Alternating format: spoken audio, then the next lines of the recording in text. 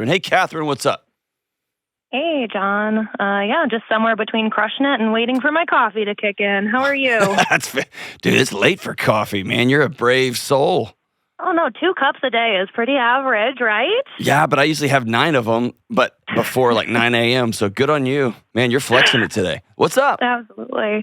Yeah, so the surface level of my question is really, how do I approach my sister about her social behavior? And is it even my place to do so? Not her social media, but like her just human behavior, like out in public? Like her social human behavior. Oh, this is going to be fantastic. All right, go for it. What's wrong with your sister's behavior? I love this. Where do I start? Yeah, really unable to read the room. I don't know if I've never met anyone personally like this before, but just kind of like just zero social awareness of how her social behavior comes off. Really speaks like competitively, lots of interrupting, word vomit, kind of like 45 minutes will go by, and her just not even really noticing that you're completely like unengaged or not engaging anymore. Yeah. Does she know the folks that I've sat with who struggle with this? They know that people don't like them or that people are frustrated with them, but they don't know how to not do that. And so their way to solve that gap that they feel is just to talk more and faster. Yep, that sounds maybe perfect. Okay. I do think there is a moment of extreme and powerful compassion to sit down and say, if you're willing to listen or if you're interested in listening, there are some things I've noticed that make being a friend of yours hard. And I would love to sit down and talk to you about it, but I only want to do it if you're comfortable with that and if you're interested in hearing it. Yeah. And that might absolutely torch your relationship with her. But here's the thing. You are watching somebody drown. And I think at some point, it's like somebody having a booger, right? Or somebody like having really bad breath, like a booger like sticking on the end of their nose. At some point, someone's got to say something, or you kind of turn into that person. Right. And I'm trying to figure out where my line is between like being that person, being transparent versus like crossing the line or just being kind of rude. And I don't want to grow resent for her and not invite her to things and not want her to show up at things because of how she is socially. But if somebody, I think Kelly's done it for me, like, hey, you got a booger right here, or come here, your shirt's all weird, or hey, don't wear that shirt again. Like that, I can't tell you how grateful I am for that. I also know some people do not or cannot hear that. Yeah, there is a history, actually a long history of her, kind of being unsafe in our family. So like leaving and coming back and not consistently showing up for things. So I think that's also where I do just feel a little stuck in like how to approach it with her. You know your sister better than me. I'm usually pretty direct, but I think most people most of the time know that I love them. Mm. The people that I would have this conversation with know I love them. And I do have people in my life that couldn't hear this from me, and I just move on.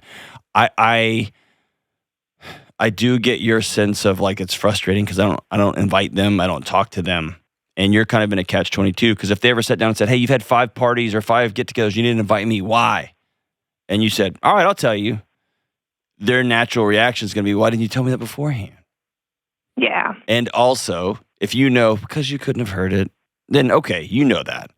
The other side of that is, man, I'm always so grateful when someone's like, hey, stop talking, be quiet. Or, you know what I mean? Like, I mean, for a long time, I'd ask my wife at parties when on the way home, like, did I talk too much? And she'd be like, yeah, you did. Or, and I think you have that like self-realization, which I just like, she simply, and I have had a little bit of it, like kind of like the hand holding where I'm like, yes, sometimes when I'm at parties, I find myself talking too much. Do you ever feel that way? You know, like I've hand held her a bit. Yeah, that's more passive aggressive than held. Totally. Yeah. I'm from the Midwest originally. There you go. So that that's makes right. sense. Yeah.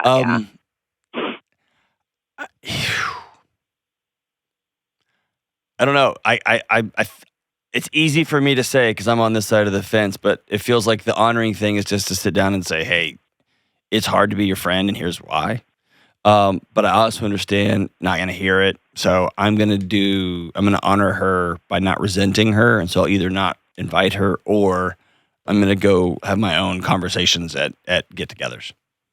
Yeah, my fiance and I are planning a wedding, and I think that comes into where it's like, do I invite her? Like, it's a very small ceremony.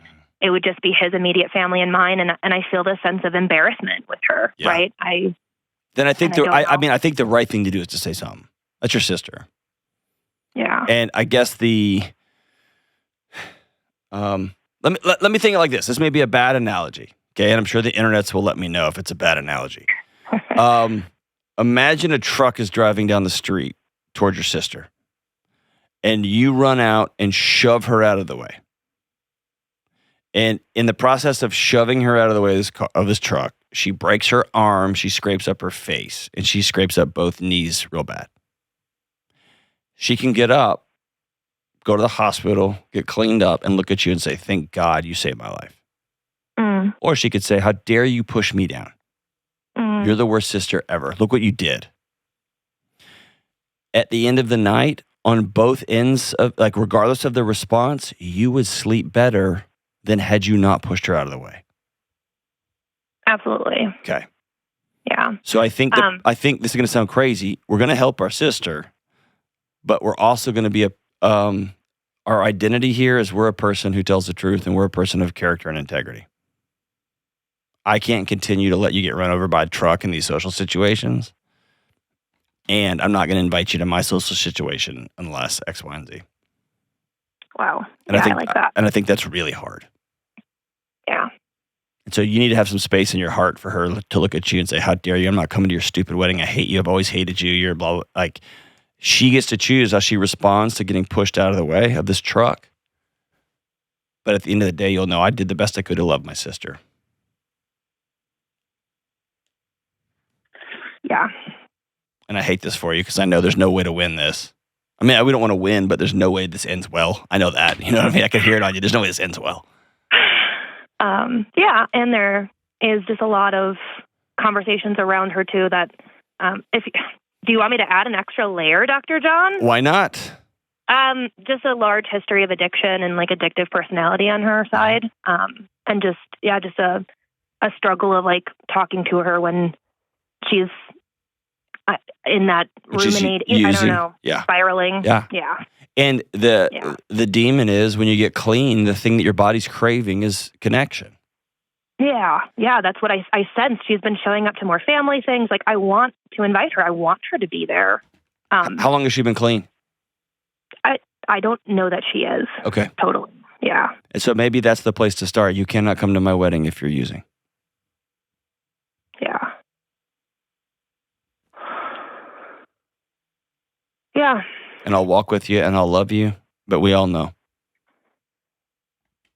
And I have people in my life that I love who have used in the past, and I know the conversation I'm suggesting you have, I didn't have it.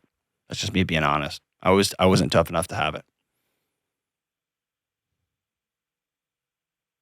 Let me say that. I wasn't loving enough to have it.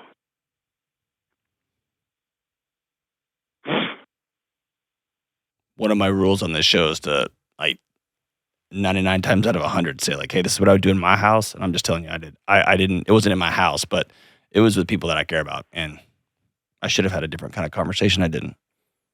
Yeah.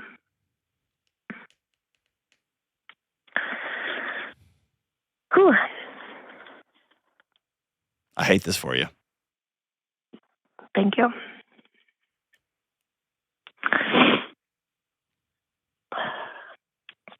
Every once in a while, there's calls on this show that don't have a happy ending. I think this is one of them. No, yeah. Not looking for. I have a lot of tips. I think this is helpful. We listen to your show pretty religiously, so yeah. Will she go have coffee with you? You know, we don't live in the same state, so that's it's just hard to navigate. You know, when the holiday is that we'll be together next, sure. Or it's usually like family built, and then by that time, there's so many of us that I'm just seeking asylum somewhere else, away from the constant barrage of her communication style. Yeah. And some of it is you get to choose how often you answer the phone. and you get to choose how often you respond to texts. Yeah. And it might be the slow introduction to boundaries, which is she'll just know, oh, sister doesn't always answer the phone, or sister doesn't call back, or sister doesn't always respond to text. Or I can't believe you never respond to me, and you can say, yeah, I only respond to text once a day. Yeah. And then she gets to decide. But you've been trying to keep her safe for so long that I get how scary it is to say something and be afraid that she doesn't come back. Absolutely. Yeah. And then also, if I do sit down and have that conversation about like, hey, part of me being a good friend is I don't want it to come off petty and say like, well, you speak competitively and you interrupt and you word vomit and you're an expert at everything and everything's about you. Like, I don't want to bury her. Yeah.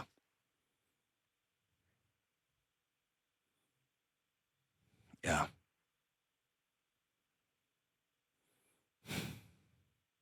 Yeah, it's tough. I wouldn't bury her either. I might say something like, I love you so much, and as you're working on growing up and cleaning up and all those things, I want to come up with a hand sign. So when it's time to take a breath or it's time to let somebody walk away, I'm going to give you the hand sign from across the room. I'll wink at you, or I'll make finger guns or something like that, and I'll do something so you can see it, so you can catch your breath. Okay. Yeah. And it might be able to be framed as, I think you're one of the most amazing people, and when you are feeling good, there's nobody in the world I want to spend time with, and everyone wants to spend time with you, but when you're not feeling good, it's pretty tough. Yeah. Things get real heavy, and it's hard to feel ourselves. I watch people, it's hard to feel their full authentic self when you're not feeling good. I want everyone to get to know you the way I know you. So can we come up with some sort of signal or something? I'm just spitballing here. I just know this is so hard.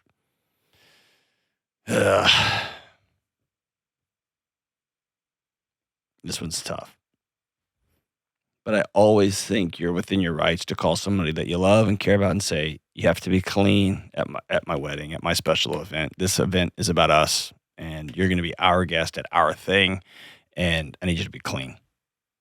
I also know from just years of loving people who struggle with addiction that even calling it out and putting it on the table can be a life-altering, oh my gosh, you're the worst, I hate you kind of deal. And it took me a long time to realize they get to choose what happens next. They get to choose that outgoing relationship there. Whew. Sorry, sister. Sorry, I wish I had better news for you, man. I would love for you to reach back out and let me know how that conversation goes. I know these don't always end perfectly and like with the swelling soundtrack and all that like in Hollywood, but it's real life. Thanks for the call.